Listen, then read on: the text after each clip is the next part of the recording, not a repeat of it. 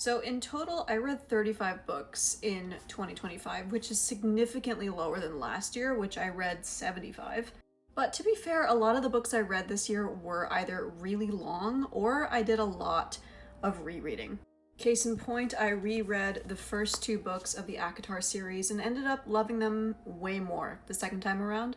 I also reread Frankenstein, which I had not read since I was in high school. I also read these two books over and over and over again when I was on the treadmill, which these are E Squared and E Cubed by Pam Grout. They're all about using quantum experiments.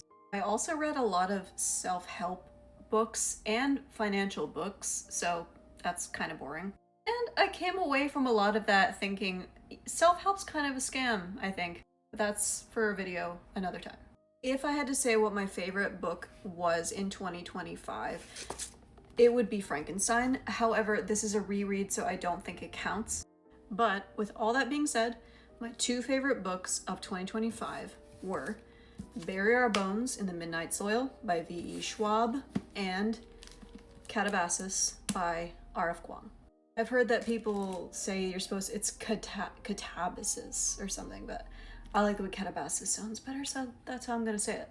And I'm only just now realizing that the through line with both of these is that there is a flawed main female protagonist in both of these, and I ate it up.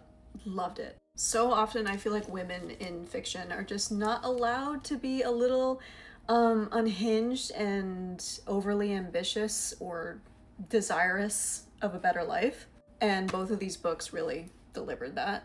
The longest book I read in 2025 was Rhythm of War by Brandon Sanderson, coming in at 1,232 pages. The shortest book was A Mirror Mended by Alex E. Harrow at 128 pages. And finally, my least favorite book of this year, and again, this was just my opinion. If the author happens to see this for some reason, which they won't, you're an incredible author. This book just wasn't for me.